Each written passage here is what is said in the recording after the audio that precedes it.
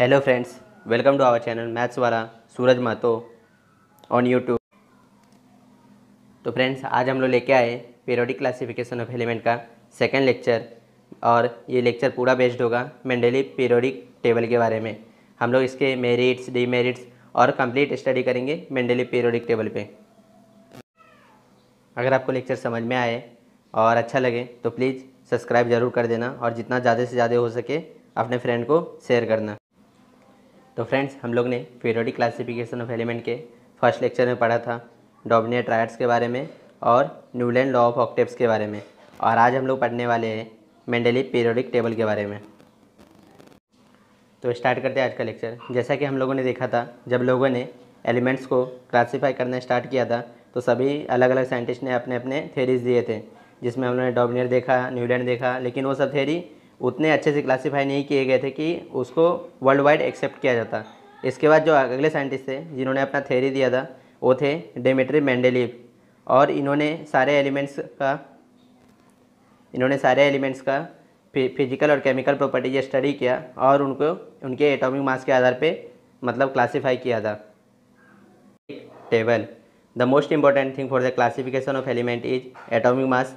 Atomic mass is a fundamental property of element.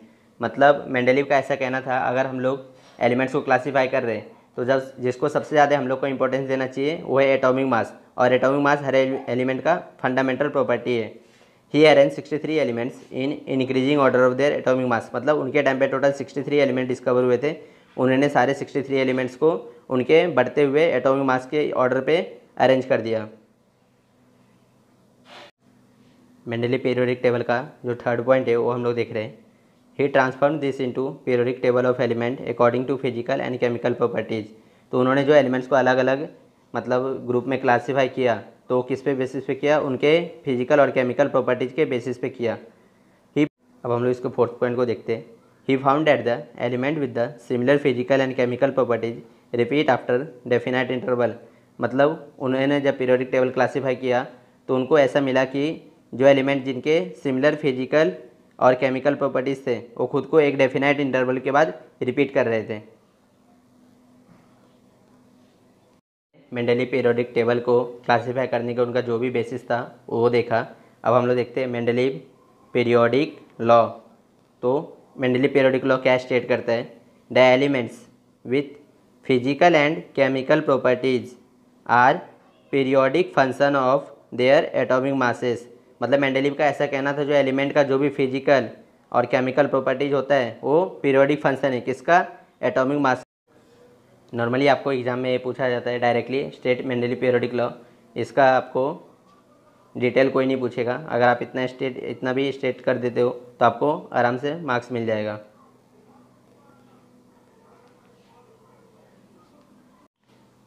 तो हम लोग यहाँ पे देखें तो टोटल कितने ग्रुप्स है? 1 2 3 4 5 6 7 8। तो यहाँ पे टोटल कितने 8 ग्रुप्स हैं। और पीरियड की बात करें तो 1 2 3 4 5 6 7 पीरियड है। तो मेंडलीव पीरियोडिक टेबल में कितने 8 ग्रुप्स और 7 पीरियड है।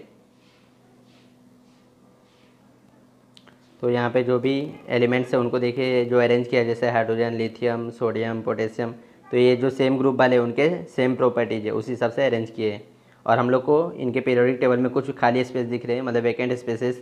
तो बहुत सारे लोगों को ये क्वेरी हो रही होगी अभी कि ये स्पेसेस खाली क्यों है, यहाँ पे कोई एलिमेंट क्यों नहीं है। तो इसके बारे में हम लोग पढ़ेंगे अभी merits of Mendeleev periodic table में, तो वो डाउट आपका दूर हो जाएगा।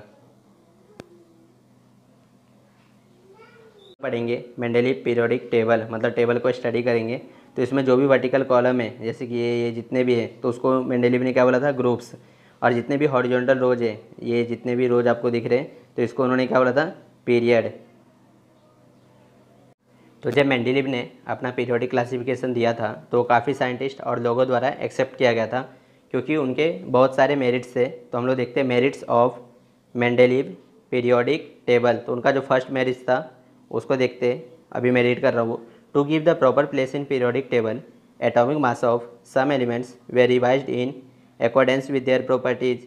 For example, the previously determined atomic mass of beryllium was 14.09 to correct value was changed to correct value 9.4 and beryllium was placed before boron। तो उस टाइम पे जब एलिमेंट डिस्कवर हो रहे थे तो कुछ एलिमेंट ऐसे थे जिनके उनका जो रियल एटॉमिक मास था अभी तक पता नहीं चल पाया था। तो मेंडलीव ने जब एलिमेंट्स को उनके इंक्रीजिंग ऑर्डर ऑफ एटॉमिक मास पे अरेंज करना स्टार्ट किया तो कुछ एलिमेंट्स मतलब एटॉमिक मास के हिसाब से सही से पीरियोडिक टेबल में बैठ नहीं रहे थे।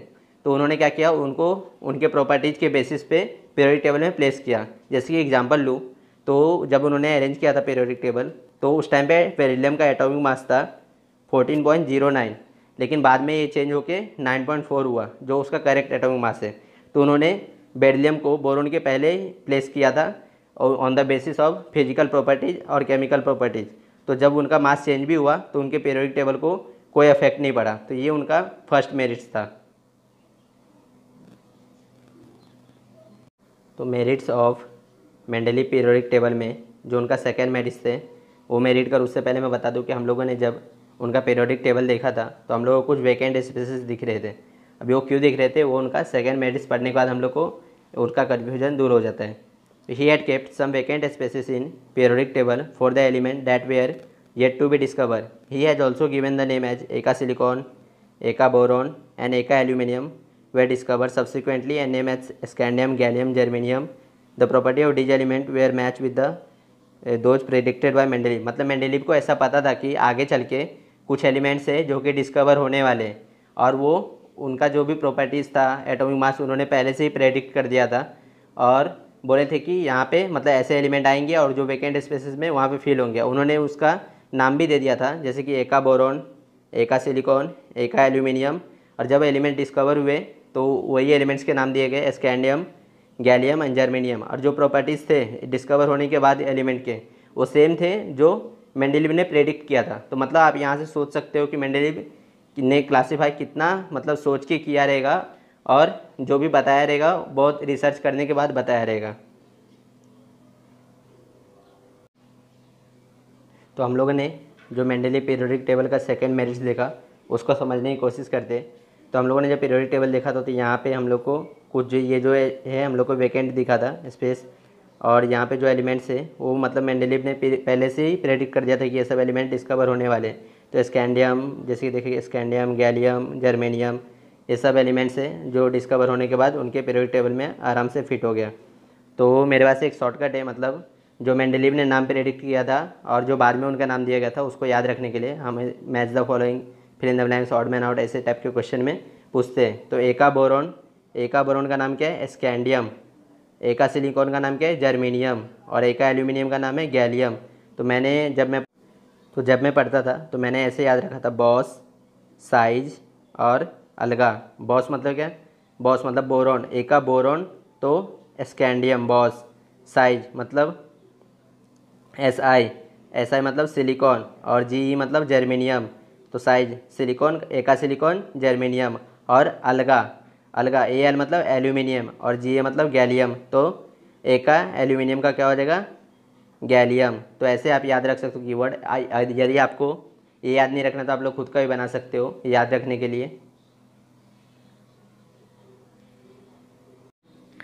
तो हम लोगों ने merits of Mendeleev periodic table का 2 मेरिट्स पढ़ा। अभी जो इसका थर्ड मेरिट्स है उसको मैं रीड कर रहा हूँ। When noble gases such as helium, neon, argon were discover, he created zero group without disturbing the original periodic table in which noble gases were placed very well. मतलब उनके time पे noble gases जो भी मतलब अभी के periodic table के हिसाब से 18 ग्रुप के जो भी एलिमेंट है उनके टाइम पे डिस्कवर नहीं हुए थे। तो जब वो एलिमेंट डिस्कवर हुए तो मतलब बहुत सारे लोगों ने क्वेश्चन किया तो इसको आप मतलब पीरियोडिक टेबल में कहाँ प्लेस करोगे। तो मेंडलीव ने एक जीरो ग्रुप डिस्कवर मतलब बनाया अपने पीरियोडिक टेबल में। ये देखिए आप जीरो ग्रुप, और जितने भी जो नोबल गैसेस थे जैसे कि helium, neon, argon, krypton, xenon, radon, तो ये सारे को उस जीरो ग्रुप में एलिमेंट में प्लेस कर दिया। और इससे मतलब जो एटॉमिक मास का जो मतलब उनका इंक्रीजिंग एटॉमिक मास जो था उस पर कोई इफेक्ट नहीं पड़ा, कोई भी एलिमेंट्स के फिजिकल और केमिकल प्रॉपर्टीज पे इफेक्ट नहीं पड़ा जब उन्होंने जीरो ग्रुप बनाया। और जितने भी जो नोबल गैस एलिमेंट्स हैं सारे के सारे आराम से फिट हो गए। तो ये भी एक मेंडलीव का बहुत ही अच्छा मेरिट्स था। तो यहाँ पे merits of Mendeleev periodic table ख़त्म होता है। अभी हम लोग आगे जैसे कोई भी थ्योरी आता है या क्लासिफिकेशन आता है तो उसके मेरिट्स होते हैं, डीमेरिट्स होते हैं। इसी तरह मेंडलीव पीरियोडिक टेबल के भी डीमेरिट्स थे, वो हम लोग देखते हैं। Demerits of Mendeleev periodic table. तो उसका जो फर्स्ट डीमेरिट है वो मैं रीड कर रहा हूँ। The rise in atomic mass does not appear to be uniform when elements are arrange in increasing order of atomic mass it was not possible therefore to predict the number of element that could be discover between heavy element. मतलब उन्होंने जो जब element को classify करना start किया था तो उनको सारे को इंक्रीजिंग ऑर्डर ऑफ एटॉमिक मास में अरेंज किया था, लेकिन ये सब जगह मतलब नहीं दिख रहा था हम लोग को। और जैसे दो हैवी एलिमेंट्स है तो आगे जाके कुछ एलिमेंट्स और भी डिस्कवर हो सकते हैं उन दोनों के बीच में, तो फिर वो कहाँ हम लोग प्लेस करेंगे। कुछ एलिमेंट्स के ऐसे भी उन्होंने फिजिकल और केमिकल प्रॉपर्टीज मैच कराने के लिए उनको एटॉमिक मास के हिसाब से नहीं प्लेस किया था, तो ये उनका फर्स्ट डीमेरिट्स था। अब हम लोग demerits of Mendeleev periodic table का सेकेंड डीमेरिट्स पढ़ते हैं।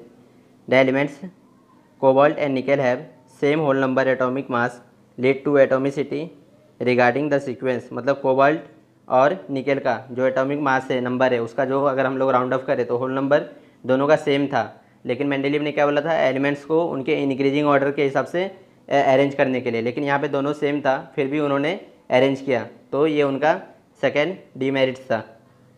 डीमेरिट्स और मेंडलीव पीरियोडिक टेबल का जो थर्ड डीमेरिट्स है वो मैं यहाँ पे रीड कर रहा हूँ। Isotopes were discover long time after Mendeleev periodic table. A challenge was posed in placing isotopes in periodic table as it have same chemical properties but different atomic masses. मतलब जब मेंडलीव ने periodic classification किया था तो उस time पे isotopes discover नहीं हुए थे।